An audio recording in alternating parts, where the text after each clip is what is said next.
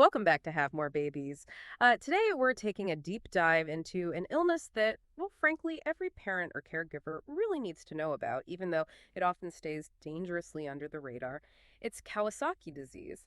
Now, this condition, it's actually the leading cause of acquired heart disease in children in developed countries, and yet it mostly hits kids under 5. It's a serious threat because its impact on the heart and blood vessels can be permanent if it isn't caught right away.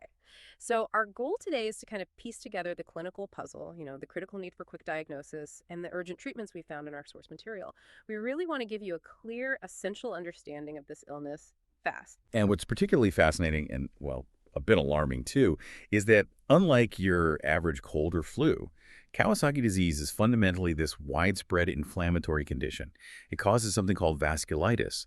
That's inflammation specifically hitting the walls of medium-sized arteries, all through the body. Now, that inflammation is bad enough anywhere, but it gets really critical when it affects the coronary arteries, those small vital tubes feeding blood directly to the heart muscle itself. Yeah. So yeah, this is an illness where literally every single hour counts. That focus on the blood vessels, the vascular system, it really sets the stage for, well, the first big question, the mystery behind it all. We're looking at this severe body-wide reaction where arteries kind of get inflamed, damaged, but the really frustrating part for researchers everywhere is that the basic cause, still completely unknown. Okay, here's where it gets really interesting then. Since they can't just pinpoint a specific germ or toxin, researchers are looking at 3 major theories, trying to explain what actually triggers this whole inflammatory cascade. Right. And scientists have been grappling with this since it was first described back in the 1960s. So the first theory, it kind of looks inward, genetic predisposition. We do see higher rates in certain ethnic groups, and sometimes it clusters in families. That suggests some kids' immune systems might just be primed to overreact when they encounter whatever the trigger is. Then the second theory looks outward, environmental factors. This could be anything from exposure to certain chemicals, maybe specific types of bacteria, or even stuff in the air like aerosols that seems to follow seasonal patterns. Okay, I get the environmental angle, but our sources seem to spend a lot of time on that third theory. Viral infections. Why is there such a strong suspicion that a virus kicks it off? I mean, viruses trigger immune responses all the time. They do, yeah, but this seems to be a very specific kind of response. And if we connect this to the bigger picture, the reason the viral theory gets so much attention is really the epidemiology, how it spreads. Kawasaki disease often pops up in these clear seasonal or geographic outbreaks. It looks just like a classic contagious infection spreading through a community. But the lack of a single known pathogen, they test for everything and usually come up empty. That's what keeps it mysterious. Still, the pattern, the outbreaks, they strongly suggest some kind of widespread trust of probably respiratory. And yet not knowing the specific cause makes prevention impossible and makes rapid identification absolutely crucial, which raises the big question. If you can't test for the root cause, how on earth do doctors identify this thing? That is the perfect pivot. It brings us right to the symptoms, the telltale signs. Since there's no quick swab test, like you said, the diagnosis is primarily clinical. It really relies entirely on recognizing a very specific cluster of symptoms showing up together. And you really need to know these signs cold because spotting them is the single most powerful thing you can do. And the absolute critical starting point, the foundation, is a high fever. And it has to be persistent, lasting at least 5 days. But hang on, fever and a rash. That sounds like a million common childhood things. How do doctors avoid, diagnosing this constantly by mistake? That's the core of the clinical challenge. Absolutely. That 5-day fever mark is essential because you're right. It rules out a lot of those shorter-lived viral bugs. Then the key is looking for this specific constellation of other signs, 4 companion symptoms that are actually pretty distinctive when you see them all together. Okay, so first you look for changes in the hands and feet, redness, sometimes swelling. Second, there's a rash. Often it's widespread on the body, but it can notably show up in the diaper area, the genital area.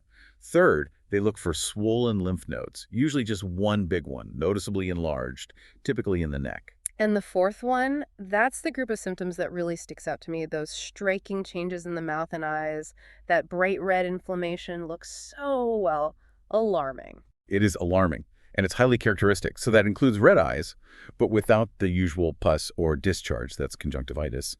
Then very red, cracked or dry lips, and of course the infamous strawberry tongue, where the tongue looks bright red and bumpy. So when a child shows up with that persistent 5-day fever, PLUS, 4 out of those 5 classic symptoms, the hands-feet changes, the rash, the lymph node, the eye changes, the mouse tongue changes, they meet the criteria. Time to act immediately. Wow. Okay, so if a doctor sees that full picture, the long fever, the rash, the strawberry tongue, the red eyes, maybe the swollen node, they're moving from suspicion towards confirming it, right? Yeah, And confirming the impact on the cardiovascular system. What objective tools do they use then to prove the inflammation is actually causing damage? exactly. That's when they bring in the objective data. The diagnosis really needs proof of that inflammation running wild. So they'll run blood tests looking for general markers, things like a high ESR, erythrocyte sedimentation rate, or CRP, C-reactive protein. These basically tell them the body is seriously inflamed, working overtime. But the truly essential tool, the linchpin, is the echocardiogram, often just called an echo. It's basically an ultrasound of the heart. It's absolutely vital because it lets the doctor see how the heart's functioning, and crucially, they can look directly at those coronary arteries. They're checking specifically for aneurysms.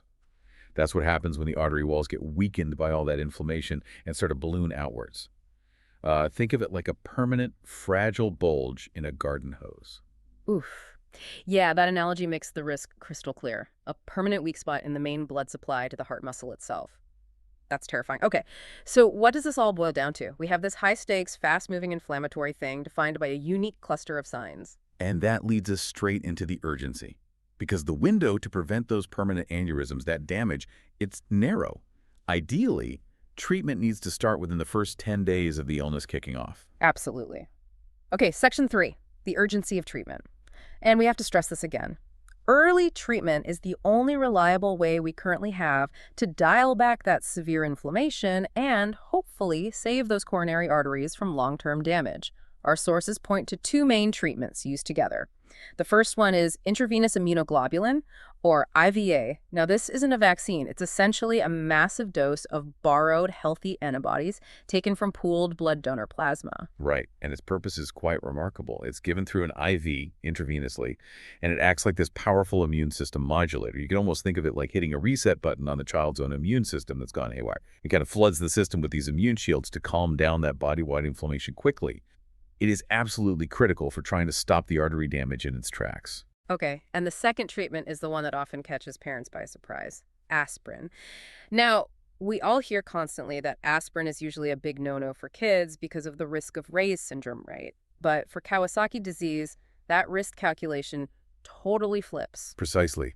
The risk of potentially fatal blood clots forming in those damaged, inflamed, fragile arteries is immediate and very, very high. So aspirin is used. Initially, often at high doses to help with the pain and fever, but then, and this is critical, it's continued at lower doses, specifically for its antiplatelet effect. It helps prevent dangerous clots from forming inside those damaged coronary aneurysms. It's a calculated risk, a trade-off, to try and avoid sudden, life-threatening heart complications. Wow. Okay, that treatment plan sounds really intense, and it must be absolutely terrifying for the families going through it. So beyond those immediate critical treatments in the hospital, what comes next? What does recovery actually look like? Well, recovery involves follow-up care that's pretty extensive, and it definitely impacts family life long-term. Because sometimes artery damage can be subtle, or it might even develop a bit later. Regular, long-term cardiac monitoring using repeated echocardiograms is essential. This isn't just a one-off check. This monitoring can sometimes go on for years, or even potentially for life, depending on how severe the illness was initially and whether any aneurysms actually formed. So the child might look completely fine, totally healthy, running around, but they still have these regular heart checks just to make sure the structure, the integrity of those arteries is okay. That's exactly that. And, that brings up a really critical point that's often overlooked, the emotional toll.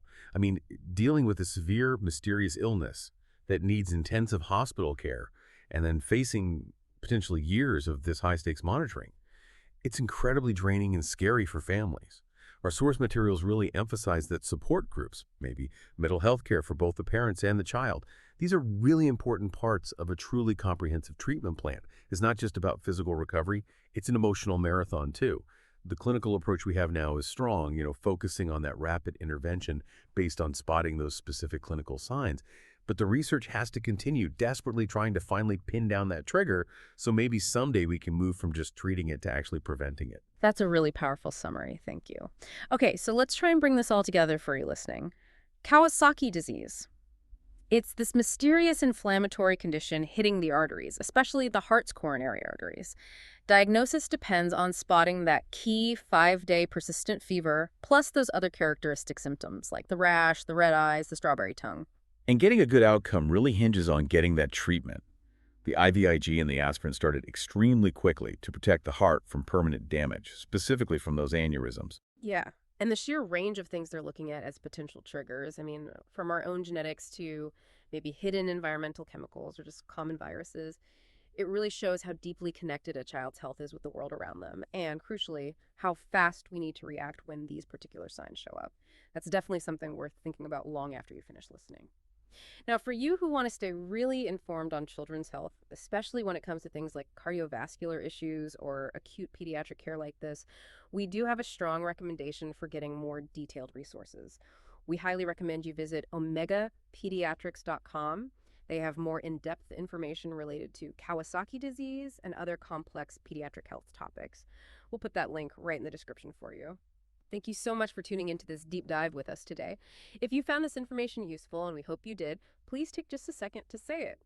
Like the video, subscribe to the channel, and maybe share this information with other parents or caregivers you know. Knowledge really is power, especially when it comes to keeping our kids healthy and safe.